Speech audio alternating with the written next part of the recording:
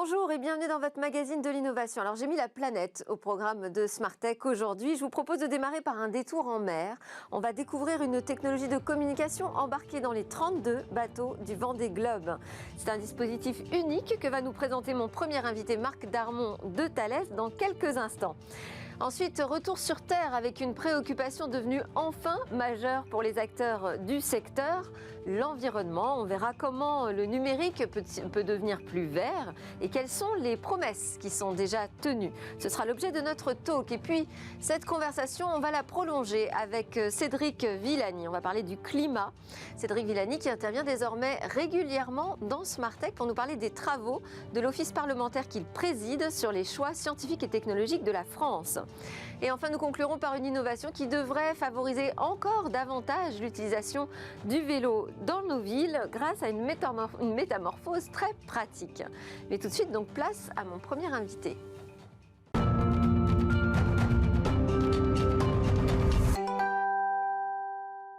Mission Vendée Globe, allô, ici la Terre, c'est comme ça que j'ai titré ce rendez-vous. Bonjour Marc Darmon, bonjour. Vous êtes directeur général de Thales et donc aux côtés de l'ensemble des skippers dans le Vendée Globe qui utilisent une technologie que vous allez nous décrypter, une technologie de communication qui leur permet de maintenir justement ce lien entre la mer et la Terre. Alors l'outil s'appelle Vessel Link. Comment d'abord les skippers s'en servent ? Le terminal Vessel Link, c'est quelque chose qui permet de communiquer avec la terre ferme par le satellite ou par la constellation de satellites Iridium. J'y reviendrai. Ça leur permet, dans un endroit où il n'y a aucune couverture de réseau, d'avoir des conversations, d'échanger des vidéos, à peu près comme on serait sur la terre ferme. Alors, ils ont des obligations de communiquer avec, bien sûr, avec la course, aussi les équipes de sécurité, on y reviendra, ça a servi dans ce Vendée Globe, mais aussi avec leurs proches, avec les médias. Donc, communication vidéo, dizaines de communications vidéo chacun par jour à peu près. Donc, ils consomment de l'ordre de 6 gigas par mois, à peu près comme vous et moi sur notre iPhone, alors qu'ils sont en pleine mer, au milieu de rien, sans aucun lien. En fait, Alors, on pourrait penser que c'est très très simple finalement. Aujourd'hui, on est couvert par les satellites et que ça ne pose aucun problème de communiquer quand on est en mer. Pour autant, vous nous dites que c'est un dispositif unique, une prouesse technologique. Qu'est-ce qu'elle a de spécifique, cette techno Vessel Link ? Donc, il y a deux choses qui sont uniques. Il y a le terminal est extrêmement performant et notamment on travaille dans des conditions extrêmes. Par exemple, il résiste à des températures extrêmement basses. Il résiste aux conditions du Vendée Globe, mais à d'autres conditions extrêmes de nos utilisateurs. Et la constellation de satellites Iridium, qui est en orbite basse, qui permet d'avoir une permanence complète du service, permettent à nos navigateurs, lorsqu'ils sont pendant 3 mois, pendant 44 000 km, de toujours être en lien avec le problème du temps de latence, quand on parle de communication satellitaire, comment est-il réglé ? C'est une très bonne question. La constellation Iridium, c'est une constellation qui est en orbite basse, à 780 km, donc c'est 40 fois moins que les satellites qui sont fixes, qu'on appelle géostationnaires, et pour lesquels il y a un certain retard de communication. Là, à 780 km, vous n'avez quasiment pas de retard. Et surtout, cette constellation de 66 satellites, elle est constamment au-dessus de vous et elle permet d'avoir une permanence de la communication. Alors, il se trouve que les satellites sont aussi faits par Thales, que nous vendons à Iridium. Ce satellite, c'est la nouvelle génération d'Iridium, donc satellites qui sont en haut débit et qui permettent notamment la vidéo. Et donc la vidéo, comme notre iPhone en 4G. Et d'ailleurs, ils ont créé un groupe WhatsApp entre eux, les 32 marins. Ça, c'est la première année ? Alors, c'est la première année que nous équipons l'ensemble des bateaux. En fait, on a un partenariat avec l'ensemble des IMOCA. Les IMOCA, c'est cette classe de bateaux de 60 pieds, dont les 32 bateaux du Vendée Globe, mais pas seulement. Et donc, on a décidé d'équiper, parce que c'est des bateaux qui vont extrêmement vite et qui ont besoin de ces communications de très haute qualité. Et sur l'installation, comment vous l'installez sur un bateau qui traverse les océans dans des conditions très très compliquées ? Il est extrêmement compact, on le voit sur quelques images, il est extrêmement compact, il est fait pour s'arrimer sur des bateaux qui sont dans des conditions extrêmes de mouvement. Quand vous verriez les images de Kevin Escoffier qui a vu son bateau plié en deux, vous voyez que c'est des conditions qui sont extrêmes. Et surtout, on l'a conçu pour les utilisateurs. Alors les utilisateurs, c'est pas seulement les Mais navigateurs. il y a une antenne Il y a une petite antenne, c'est omnidirectionnel, ça tire vers le satellite.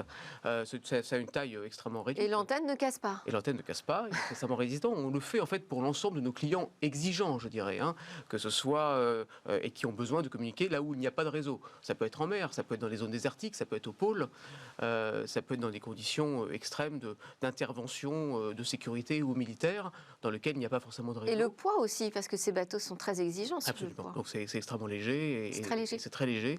Et donc on a beaucoup travaillé avec les utilisateurs pour que ce soit accessible. Alors sur le fonctionnement, on disait que c'était basé sur une constellation de satellites donc, qui sont fabriqués par Thales. Ça permet aux skippers d'envoyer combien de vidéos par jour à peu près ? Ils envoient entre 5 et 10 par jour chacun. Oui, c'est quand même énorme. Plusieurs milliers qui ont été envoyés pendant les 2 derniers mois.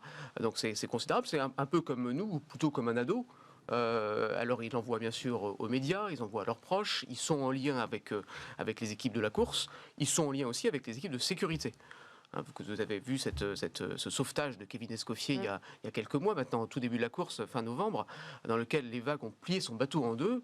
Il a juste eu le temps de mettre une combinaison de survie pour éviter l'hypothermie, d'envoyer une balise de détresse qui a été détectée par le satellite Galileo, puis après par nos systèmes au sol pour détecter le problème, et un WhatsApp. Et après, il a fallu 11 heures, parce que le signal a été détecté à 9000 km. Il a fallu 11 heures pour que Jean Le Cam, on l'appelle Roi Jean, se soit dérouté pour aller le sauver. Mais sans ce signal qu'il avait envoyé et ce WhatsApp, il n'aurait pas été sauvé, et sans la capacité par satellite de détecter le signal de détresse. Alors là, ces héros du Vendée Globe vont bientôt arriver, en tout cas les premiers, dans un jour ou deux. On les attend sur Terre à nouveau. Ils ont des retours d'expérience qui vont vous servir à transformer, améliorer le système. Qu'est-ce que vous pouvez déjà en retenir de cette expérience ? Alors, sur Vessel Link, on va les débriefer longuement. Les questions que vous posiez, l'encombrement, le poids, les différentes résistances, notamment la résistance physique. Mais on va avoir des retours d'expérience sur l'ensemble de ce que le domaine spatial leur apporte. La météo.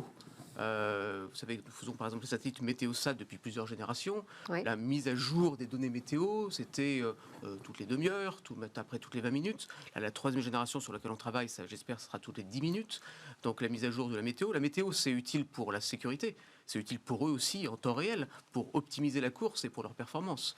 Les conditions d'environnement et de l'océan. On a les satellites d'observation de l'océan, avec notamment un altimètre qui mesure la hauteur extrêmement précis pour la hauteur des vagues, pour les icebergs, ces altimètres mesurent aussi l'épaisseur de la banquise ou la hauteur des rivières.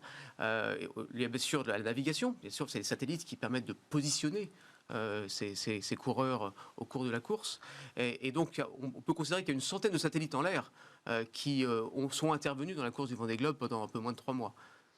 Et là, donc on parle vraiment du Vendée Globe, mais demain, vous imaginez quel type d'acteurs qui pourraient être intéressés par un Vessel Link, par un outil de communication qui donne des informations de haute précision ? Donc, on a été sélectionné par Iridium pour fabriquer ces terminaux Iridium. Alors, on ne les vend pas à Iridium, on les vend directement aux utilisateurs finaux, à la fois dans la version terrestre, par exemple les camions, ou les forces de sécurité, ou les forces de défense, maritimes, que ce soit des bateaux comme ces IMOCA de 60 pieds, mais ça peut être aussi des navires marchands ou des navires de défense, et l'aéronautique aussi, pour par exemple les avions d'affaires. C'est des solutions qui sont...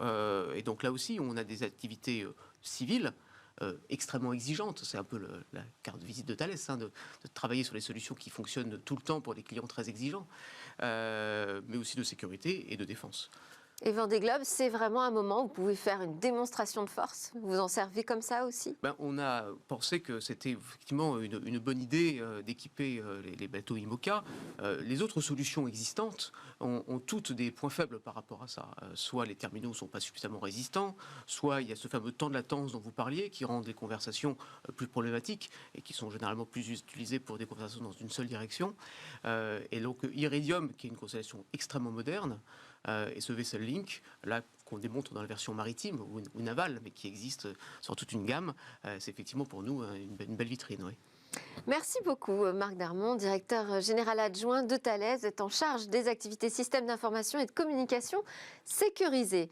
On quitte la mer, on revient sur Terre, mais pour parler quand même toujours de cette planète, on va réfléchir à la manière dont le numérique peut devenir plus vert. Numérique et environnement, quelles sont les solutions pour rendre les technologies plus vertes? On en parle avec François Sterrin, vice-président exécutif et directeur de l'industrie d'OVH Cloud. C'est notre fleuron français et il fait partie des 25 fournisseurs de cloud à avoir signé un pacte les engageant à viser la neutralité environnementale. Également autour de cette table, Simon Le Tourneau, cofondateur et PDG de Carbo, une web application qui permet à chacun de suivre son impact carbone au quotidien. Et puis nous avons en visio Geoffroy Delavenne, directeur général d'ITS Integra, qui est un intégrateur infogérant multi-cloud.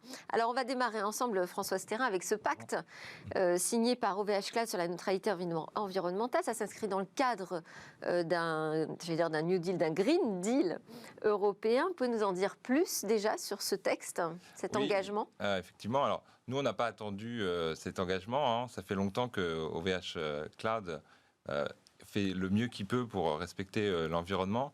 Et en fait, au départ, c'était surtout notre obsession pour l'efficacité énergétique qui fait partie un peu de notre business model. Il faut être vraiment très compétitif sur ce marché. Et donc, on a cherché à consommer le moins possible parce que finalement, le kilowattheure qui est le plus vert et le moins, et c'est aussi celui qui est le moins cher. C'est celui qu'on consomme pas en fait. Oui, c'est-à-dire qu'il y a aussi une problématique économique qui sert l'environnement indirectement. Donc dans notre ADN, on a toujours été vraiment focalisé et quasiment obsédé par cette efficacité énergétique.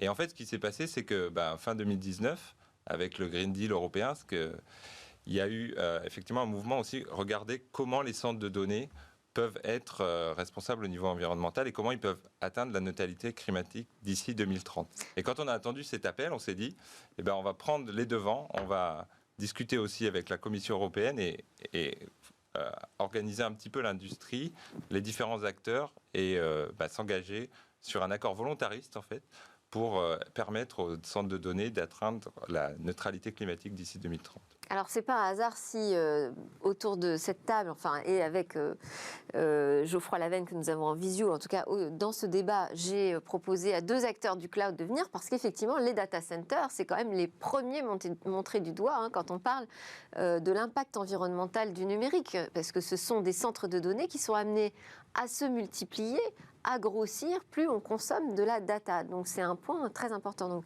qu'y a-t-il aujourd'hui dans ce pacte qui peut nous dire qu'on va dans le bon sens? Alors il y a 5 choses en fait. La première chose, j'en ai déjà un petit peu parlé, c'est ce qu'on appelle l'efficacité énergétique. C'est essayer de consommer le moins possible d'énergie pour refroidir les centres de données. C'est ce qu'on appelle en termes techniques le PUE. Alors c'est un terme que les experts de notre secteur connaissent, c'est le Power Usage Effectiveness. C'est le rapport entre la consommation totale et la consommation des serveurs. Donc plus il est proche de 1, mieux c'est. Et nous, on a toujours été très performants sur ce point, mais c'est une métrique très simple qui permet de voir où on en est. Et donc ça, c'est le premier engagement. Deuxième engagement, c'est l'utilisation d'énergie renouvelable et bas carbone. Le troisième engagement, qui va plus loin que la partie carbone simplement, c'est l'utilisation de l'eau. Donc on s'engage à utiliser le moins d'eau possible. Le quatrième engagement, c'est sur un peu ce qu'on appelle l'économie circulaire, la réparation, le recyclage, la réutilisation des serveurs le plus possible. Donc on s'engage à 100% à réutiliser, recycler ces serveurs. Et le dernier, c'est essayer de récupérer la chaleur des centres de données pour en faire quelque chose et pas la dissiper simplement dans l'environnement. Donc ça, c'est les 5 grands thèmes de cet accord.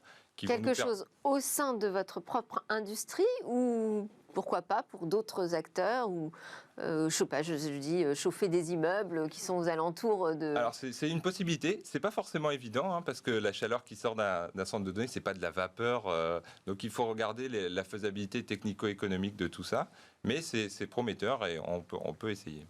Simon Le Tourneau, alors on entend un opérateur majeur du cloud nous dire c'est très simple de mesurer notre efficacité énergétique. Comment, tout à chacun, on peut le faire? Comment on peut mesurer son empreinte carbone? Bonjour Delphine, merci beaucoup. En fait, pour mesurer son empreinte carbone, déjà, il faut en prendre conscience. C'est un des premiers aspects qui est le plus important. Et donc, cette prise de conscience, elle passe par plein d'aspects. Et quand on parle du numérique, il y a vraiment, et je pense que François sera d'accord avec moi, il y a vraiment 2 grands aspects dans l'empreinte carbone du numérique. Il y a à la fois l'utilisation, à la fois l'utilisation des serveurs, des réseaux et des téléphones portables, ordinateurs, mais aussi surtout leur fabrication. C'est à peu près moitié-moitié, si on simplifie. Quand je parle de l'empreinte environnementale, je parle de l'empreinte carbone, à la fois de l'utilisation et de la fabrication. Et donc en fait, c'est ce qu'on propose chez Carbo. On permet à la fois aux individus et aux entreprises de prendre conscience de leur empreinte environnementale, de leur empreinte carbone surtout, pour derrière passer à l'action.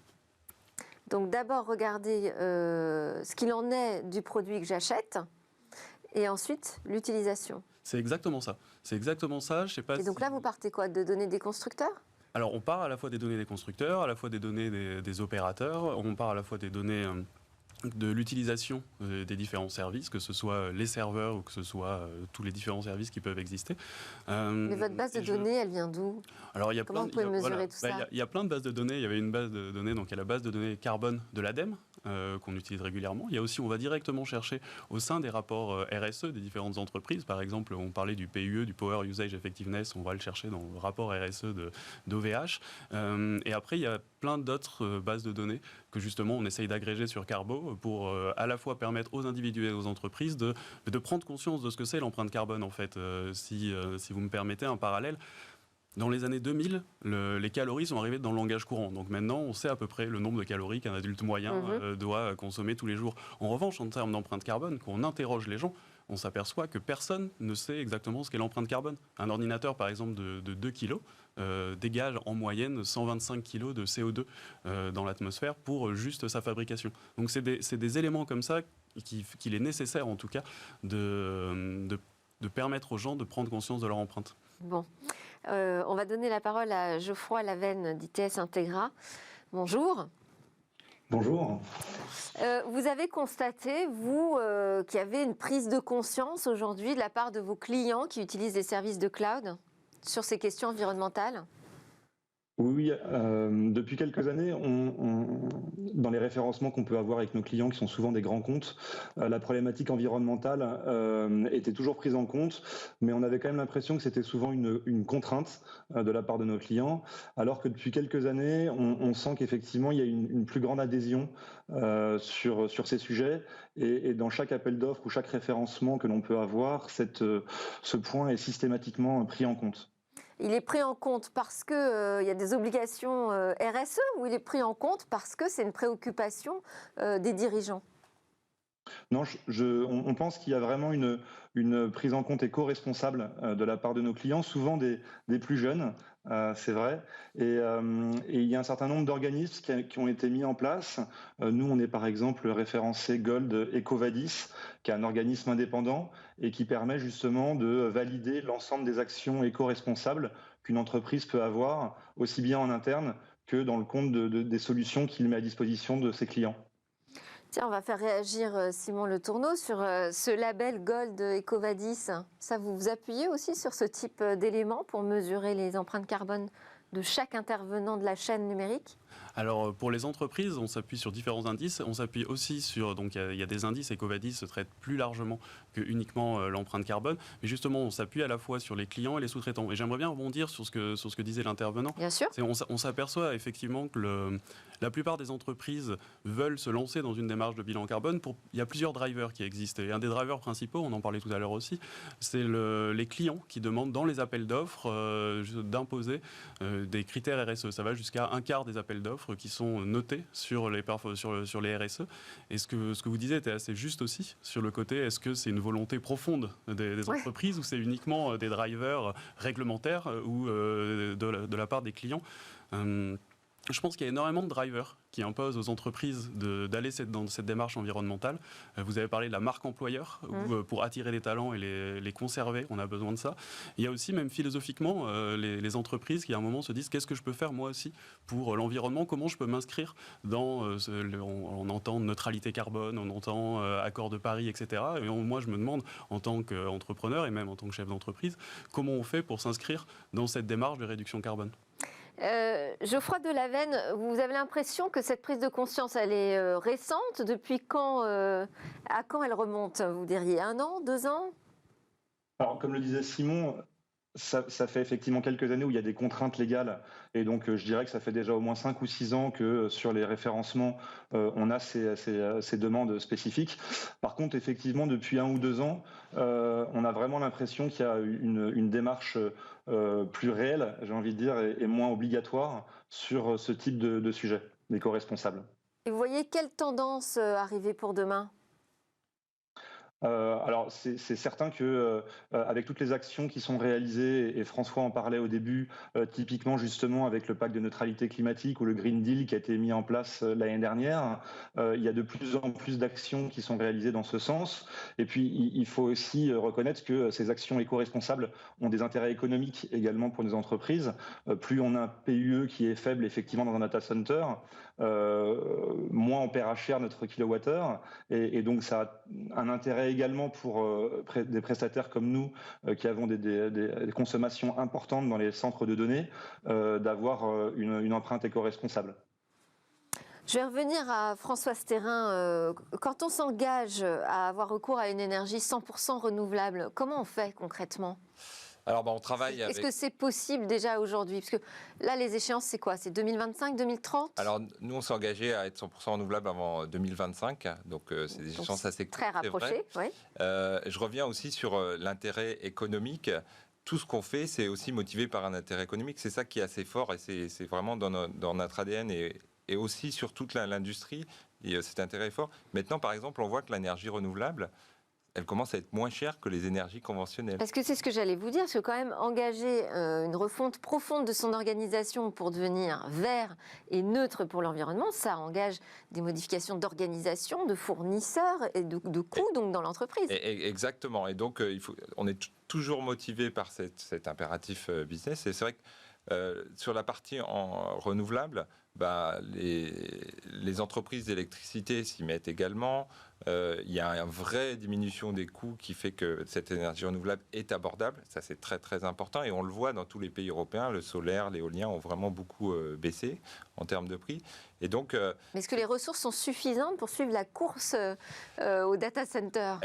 Ça bouge assez vite. Mais aussi, il faut dire que grâce à l'efficacité énergétique, finalement, les data centers, on pense... C'est vrai, vous parliez de ces gros data centers dont on entend parler. On a l'impression que c'est vraiment des mastodontes. Et c'est vrai qu'ils sont gros. Mais en fait, ils remplacent beaucoup de petits data centers distribués qui étaient peut-être moins efficaces avant. Et ce qui fait qu'il y a une étude qui a été publiée par l'Agence internationale de l'énergie récemment, cette année, qui montre qu'en fait, et ça je pense que pour beaucoup de gens c'est une surprise, la consommation des centres de données au niveau mondial n'a pas bougé quasiment. Elle a augmenté de 6% entre 2010 et 2020, alors que le trafic Internet était multiplié par 12. La demande en capacité de calcul et de stockage de données dans les centres de données était multipliée par 7. Tout ça, notamment grâce à ces gros mastodontes, parce qu'ils sont beaucoup plus efficaces. C'est très important ce que vous dites, effectivement. On ne prend pas forcément en compte ce décalage entre l'image qu'on a de la consommation exponentielle du numérique et la rationalisation que peut apporter le cloud et l'efficacité énergétique. Parce que l'efficacité énergétique, finalement, dans notre secteur, c'est pas nouveau en fait. Alors ça, on en parlera aussi tout à l'heure après votre plateau avec Cédric Villani, absolument. Simon Le Tourneau, vous adressez des entreprises ou des particuliers ou les deux? On adresse les deux. D'accord. Alors quand vous adressez les particuliers sur leur empreinte environnementale, vous n'avez pas le sentiment peut-être de les culpabiliser? Non, justement. Pour moi... En fait, parce qu'agir sur l'entreprise, on se dit, OK, ça peut avoir un impact, parce qu'ils peuvent faire des choix. En revanche, le consommateur, il a finalement peu de choix. Le consommateur, pour moi, il a aussi le choix, tout à fait. En revanche, c'est ce que... Le choix de consommer moins? Alors, il y a exactement. le premier choix qu'on a tous, c'est se demander, est-ce qu'on a besoin de consommer? Est-ce qu'on a besoin, comme 90% des Français, de changer de téléphone portable, par exemple, tous les 2 ans? Une fois qu'on a besoin de changer, comment on change? Est-ce qu'on passe par du reconditionné? Comment on consomme après sa donnée, etc., etc. Donc, le consommateur, en fait, vous avez raison, il ne faut pas le culpabiliser. Et il faut rester dans tous les petits gestes sont importants. Ils ont des vertus excessivement pédagogiques de pouvoir prendre conscience de son empreinte. Et après, il y a aussi la réglementation qui permet aux consommateurs de mieux savoir comment consommer. La proposition de loi qui est passée pour le Sénat récemment, c'est vraiment le premier chapitre. C'est le premier chapitre. Le titre, c'est comment on permet aux consommateurs de prendre conscience de leur impact du numérique. Et ça, c'est excessivement important. Donc c'est par la pédagogie, c'est par le côté ludique, c'est par les contenus et c'est par les médias, par ce qu'on fait aussi ce matin. Oui, et qui peuvent mettre du coup la pression aussi sur les fabricants, Exactement. les fournisseurs de data centers. On pourrait... Pardon, mais on pourrait imaginer, par exemple, il y a un amendement qui est passé là, au Sénat, où on en a parlé il n'y a pas longtemps pour un consommateur, justement, sur qu'on utilise de la vidéo en ligne, comment on pourrait avoir l'information de l'empreinte CO2 en fonction de la qualité du streaming qu'on est en train de réaliser. Et se poser, nous, la question individuellement, est-ce qu'on a besoin alors on a beaucoup parlé de 5G, de 5A, mais est-ce qu'on a besoin d'avoir une qualité beaucoup plus élevée si ça consomme 3 ou 4 fois plus de CO2 ? Mais on a besoin d'avoir cette information pour pouvoir prendre... Ah oui, le problème, c'est qu'il y a beaucoup d'informations contradictoires aussi sur ces thématiques. Geoffroy Delavenne, moi j'ai vu aussi que votre maison mère, ITS Group, communiquait sur sa lutte contre la pollution numérique avec la suppression d'emails, 50 emails supprimés par heure. Ça fait partie de la politique interne de l'entreprise. C'est symbolique ou... Vous y voyez autre chose? Depuis une dizaine d'années, on ratifie le pacte du Global Compact qui réunit un certain nombre d'engagements pour les entreprises et entre autres environnementales. Et dans ce cadre-là, on a un certain nombre d'actions effectivement qui sont réalisées.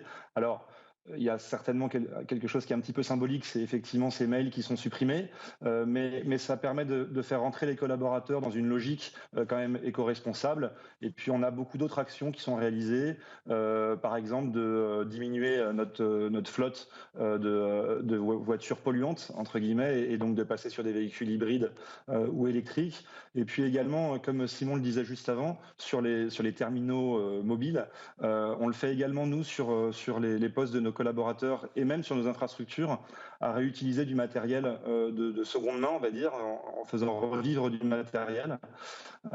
Et ça nous permet, bien évidemment, d'avoir une vie plus longue sur ces matériels, mais donc un impact économique également plus intéressant. Pour revenir sur les choix technologiques aussi, est-ce que le edge computing, donc, qui va permettre de stocker un peu au plus près les données, d'avoir, je schématise vraiment, excusez-moi Françoise Thérin, mais d'avoir des clouds plus locaux, localisés dans les industries, dans les usines par exemple, est-ce que ça, c'est une solution qui peut être aussi intéressante d'un point de vue environnemental ? Ça peut tout à fait permettre effectivement de traiter au plus près, donc d'éviter le transit par les réseaux, etc., donc économiser un petit peu sur les réseaux. À l'heure actuelle, on ne sait pas encore exactement quel va être le net de tout ça, ouais. Parce que effectivement, comme on disait, dans les data centers centralisés, on a un effet de volume, un effet d'efficacité qui est très intéressant. Et donc, on économisera du côté réseau. Est-ce qu'on économisera du côté traitement ? Ça reste à voir, mais c'est une des tendances assez fortes qui est en train de se dégager. Donc, on regarde ça avec beaucoup d'attention. Mais c'est vrai que c'est comme un peu dans toutes ces problématiques. Et la communication des objets connectés utilise des réseaux aussi moins énergivores ?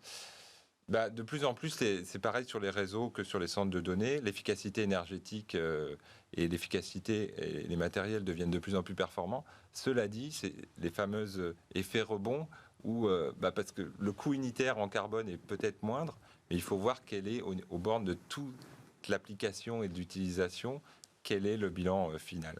Et sur certaines applications, ça va être très intéressant. Sur d'autres, peut-être un peu moins. Et alors là-dessus, justement, il va y avoir une surveillance de la Commission européenne, par exemple, sur les engagements que vous avez pris ? Alors, ça, c'est un accord volontariste pour l'instant. Donc, et d'ailleurs, c'est ouvert à tout le monde. Tout le monde peut le joindre, peut y adhérer. Et donc, on a des discussions régulières avec la Commission sur, effectivement, est-ce qu'on est aux attendus. Donc, c'est une discussion. Il n'y a pas de mesure de rétorsion. Pour l'instant, c'est très volontariste et c'est une discussion, donc c'est plutôt bien. Je pense qu'on aille au devant de ça plutôt qu'attendre une législation. En fait, on a pris les devants là-dessus. Simon Le Tourneau, quels sont les usages qui, selon vous, sont les plus problématiques dans le numérique ? Il y a plein d'usages différents qui peuvent être problématiques dans le numérique. Alors on est ici pour parler du numérique, on est d'accord. Il faut aussi faire attention que le numérique est une petite partie de son empreinte carbone. C'est bien de le rappeler. Le numérique, ça entre 4 et 5% de l'empreinte carbone globale d'une personne, d'un Français. Donc il y a plein d'usages. 4 ou 5%, pas plus. Voilà, exactement. Donc, D'accord. parlons aussi des chiffres et des grosses mailles. Hein. Ouais. C'est excessivement important. Je pense que comme tout, il n'y a pas un usage en particulier qui est problématique, même si trop d'usage du numérique peut être problématique. Je pense que le numérique est aussi un formidable aspect avec la technologie pour lutter contre le changement climatique. Hein. On l'a vu sur plein d'aspects différents. Par exemple, le télétravail qui limite les déplacements. Par exemple, le télétravail. Il y a plein d'applications du numérique qui permettent justement d'être plus sobre en énergie, etc. En revanche, il faut faire attention, mais comme tous les usages, que ce soit le numérique ou soit autre chose, c'est à quel moment on prend en compte l'environnement dans un choix d'entreprise, dans un choix personnel, dans un choix citoyen, et qu'on prenne en compte cet aspect environnemental dès le début quand on fait ses choix. Le stockage d'emails, par exemple, le fait de dire on va régulièrement vider les boîtes mail des collaborateurs, ça c'est important. En termes quantifiés, oui. C'est très peu important. En revanche, ce qui est très important, c'est la vertu pédagogique que ça a. Et ça, je pense qu'à chaque fois, on ne le dit pas assez.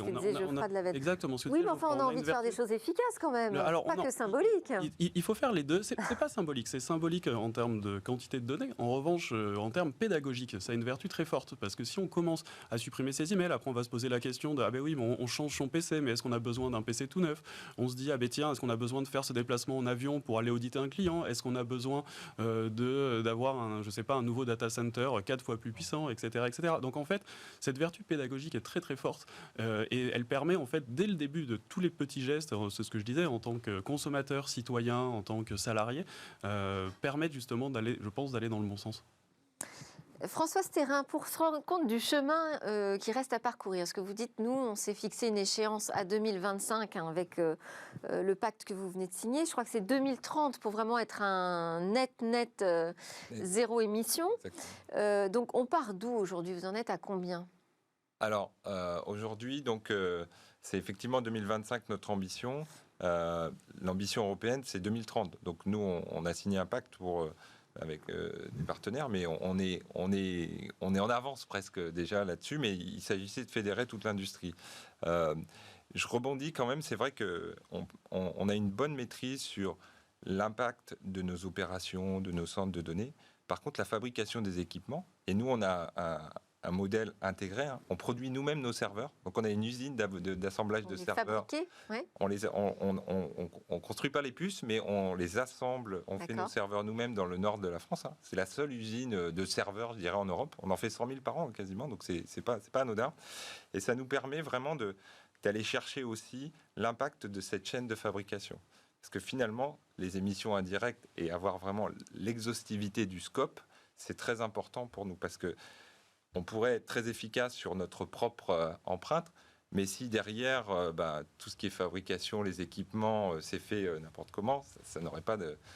Au final, c'est un problème global, hein, comme on le sait, donc ce ne serait pas la bonne approche. Donc on essaie vraiment d'aller regarder ça.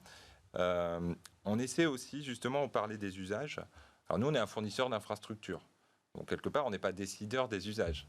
Mais il faut donner l'information et il faut que nos clients, nos utilisateurs finaux, sachent leur empreinte et sachent leur impact. C'est pas toujours évident, en fait, parce qu'on est dans des systèmes qui sont complexes. Mais du coup, vous m'avez pas répondu à ma question sur votre empreinte actuelle. Alors, aujourd'hui, on a une empreinte, on a publié notre rapport carbone. Je ne vais pas rentrer dans le détail en termes de carbone pour ne pas perdre l'audience, mais on a remarqué, justement, je rebondis sur ces remarques qui a été faites, qu'on était à peu près à 50% sur les opérations, les centres de données, l'électricité, etc., et aussi 50% sur la fabrication. Donc on veut vraiment aussi regarder la fabrication, qui est un nouveau champ pour regarder. Et ce qu'on veut atterrir, c'est vraiment réduire d'abord. Parce qu'on parle beaucoup de neutralité carbone et de compensation, mais la première chose, c'est encore la même chose, c'est ce qu'on n'aimait pas. Donc réduire. Comment on fait pour réduire ? Par exemple, tout en grandissant, tout en faisant grandir l'activité. Par exemple, l'expansion à l'international nous montre que dans certains pays, l'électricité, elle émet plus de carbone qu'en France ou au Canada, où on était historiquement. Donc qu'est-ce qu'on fait ? On va aller chercher de l'énergie renouvelable bas carbone très rapidement là-bas, en Europe, dans notre expansion par exemple. Donc sur l'énergie, sur la partie chaîne d'approvisionnement, par exemple, utiliser le moins possible de transport aérien.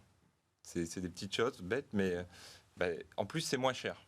Donc ça se fait vraiment à chaque étape. Il faut regarder tout. De l'activité. Je voulais juste vous faire réagir sur un tweet encore de Elon Musk qui propose d'offrir 100 millions de dollars de récompense pour la meilleure technologie de séquestration géologique. Ça veut dire de captation en fait du carbone. Vous trouvez que ça c'est aussi une bonne option? Simon Le Tourneau? Vous allez participer, vous allez essayer de travailler là-dessus au VH Cloud? Nous, on a un objectif d'être, je parlais de la réduction. Vous cherchez la récompense? On a un objectif d'être neutre carbone en 2025. Donc d'abord réduire et après ce qu'on appelle compenser. Aujourd'hui, les projets de capture carbone, il n'y en a pas suffisamment potentiellement. Et c'est ça qui est... Geoffroy de Lavenne, est-ce que vous travaillez aussi là-dessus? Vous cherchez la récompense d'Elon Musk? Alors pas encore, mais c'est une bonne idée effectivement pour développer notre activité cette année. Mais non, on n'est pas encore sur ces problématiques-là. Bon. Et pour compléter, juste d'une phrase, on a terminé l'émission. Pour compléter, effectivement, le débat, pardon. Je pense que c'est un dogme effectivement d'essayer de séquestrer l'empreinte. Et je rebondis sur ce que disait François, c'est exactement ça. Il faut d'abord penser à réduire. Ouais. Ce qui est le plus important, c'est ce qu'on n'émet pas. Ne pensons pas après comment enlever ce qu'on a déjà émis. Merci beaucoup Geoffroy de Lavenne qui était avec nous en visio d'ITS Integra, François Sterrin de VH Cloud et Simon Le Tourneau de Carbo. Nous, juste après la pause, on prolonge la conversation avec Cédric Villani sur les choix technologiques pour le climat.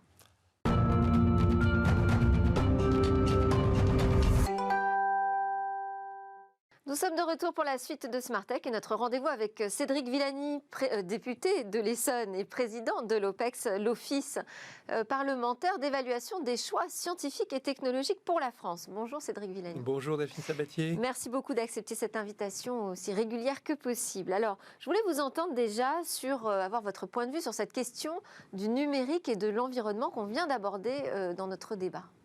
Premier constat, c'est qu'aujourd'hui, on ne peut plus dire que le numérique est juste, a priori, neutre ou bénéfique pour l'environnement. Oui, il y a des bénéfices, par exemple, une visioconférence où le télétravail épargne tout l'impact carbone qu'a le déplacement, bien sûr, mais il y a aussi un bilan négatif par rapport à l'environnement et qui va se retrouver dans une empreinte carbone. Soit dans la consommation d'énergie, soit dans le fait que ça soit beaucoup de matériel qui sera produit, un matériel, on sait qu'il est peu renouvelable, qui a une forte empreinte carbone. Ça, c'est le premier constat. Un numérique qui aujourd'hui est ambivalent. Et j'avais, dans mon rapport sur l'intelligence artificielle, il y a 2 ans, j'avais consacré un chapitre aussi à cette question, le bon, le mauvais. Et puis le deuxième constat, et là-dessus les invités qui viennent de nous précéder, étaient en plein dans le mille. Le problème, quand on regarde les données, n'est pas tant les grands centres de données, parce que ces grands centres, en fait, le fait qu'ils soient concentrés permet d'avoir une politique énergétique locale raisonnable. Le problème, paradoxalement, c'est bien plutôt l'équipement des individus, l'équipement personnel. On voit son smartphone, on voit son ordinateur, on ne soupçonne pas que ça puisse poser problème, alors qu'en fait, oui, derrière, il y a une empreinte carbone importante par rapport à la production. Les gros centres pose moins de problèmes finalement que tous les équipements ou tous les objets connectés de demain. Et on peut se satisfaire que ces grands data centers aient pris des engagements justement pour réduire leur consommation énergétique. Alors, oui, l'OPEX... je salue aussi, vous aviez OVH tout à l'heure, je salue aussi le fait qu'on ait un champion européen en matière de cloud.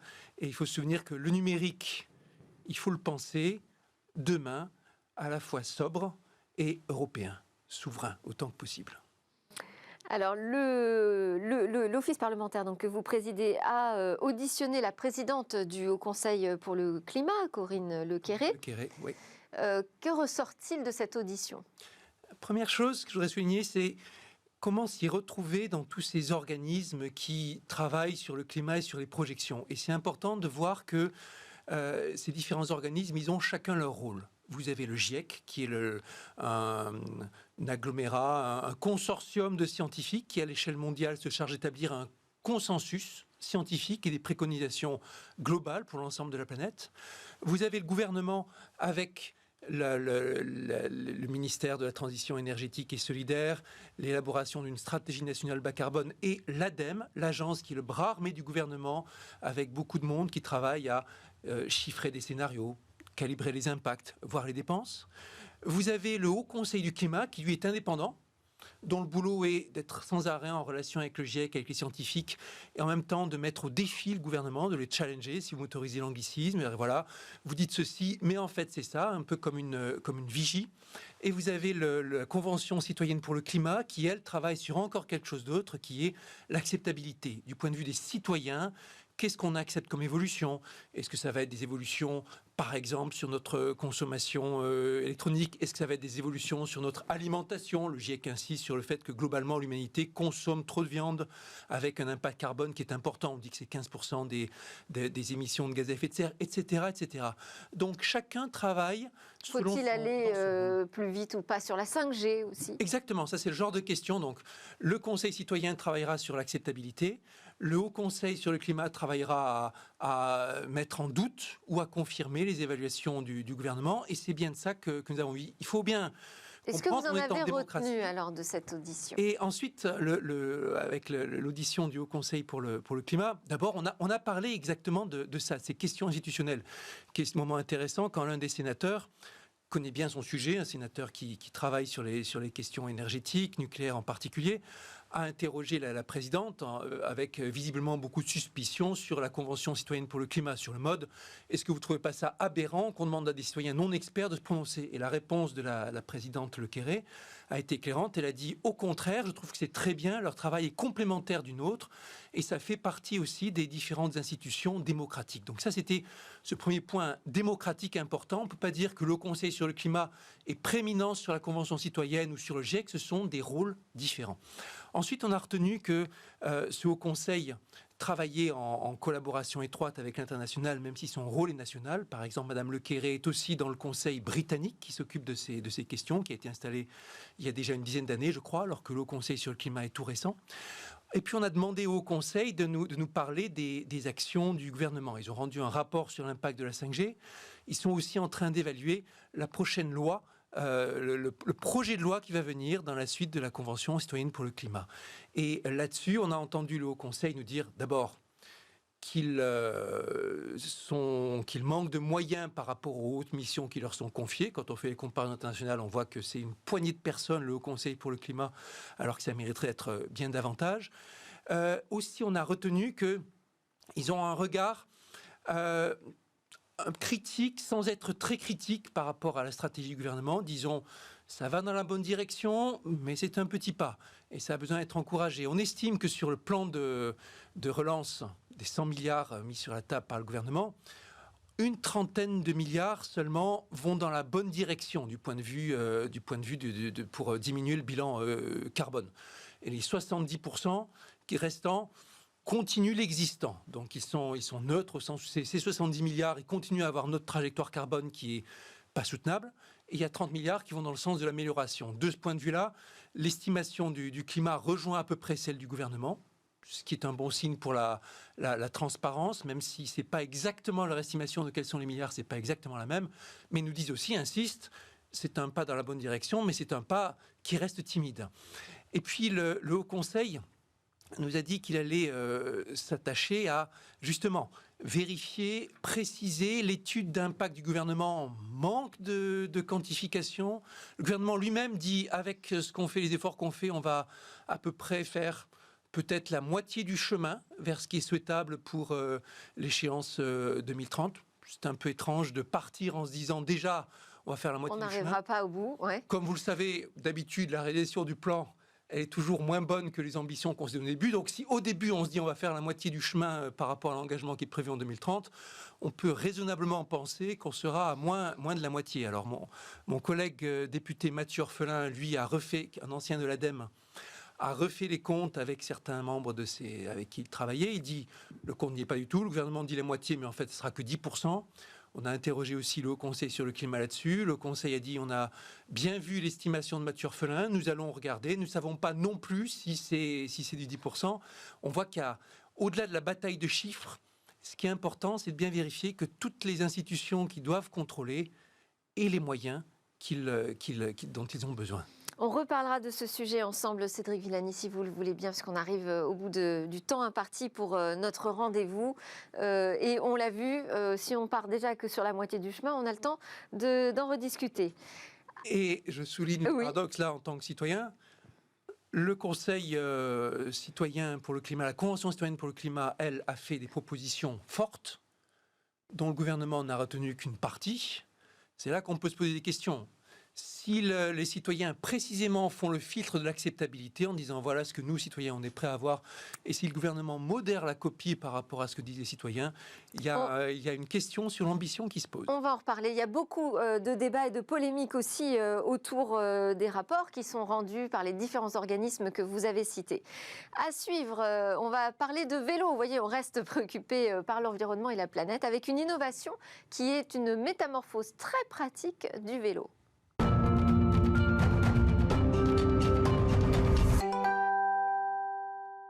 Alors, pour savoir à quoi va ressembler demain, je vais poser une question un peu étrange à Cécilia Sévry. Bonjour Cécilia. Bonjour Delphine. Est-ce que demain, tous les vélos seront électriques, même ceux qui ne le sont pas ? Eh bien, c'est la question, effectivement. Moi, j'ai la réponse aujourd'hui, oui.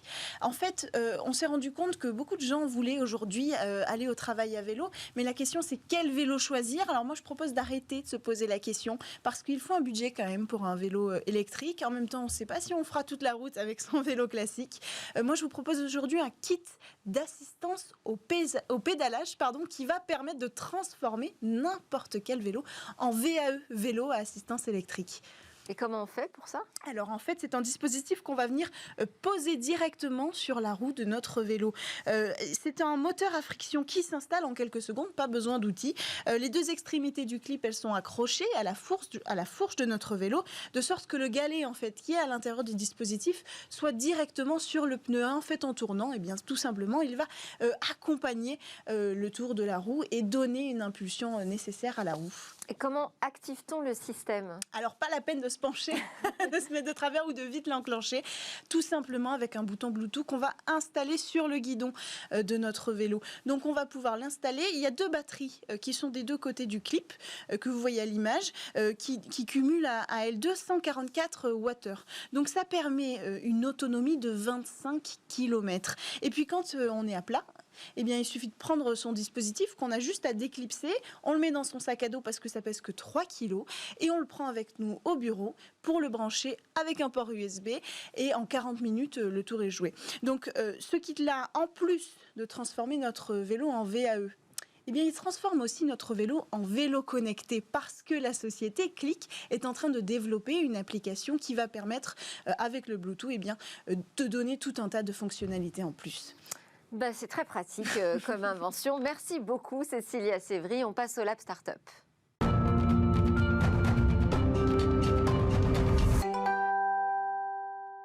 Merci à tous de nous avoir suivis. Je vous dis à demain pour de nouvelles discussions sur la tech.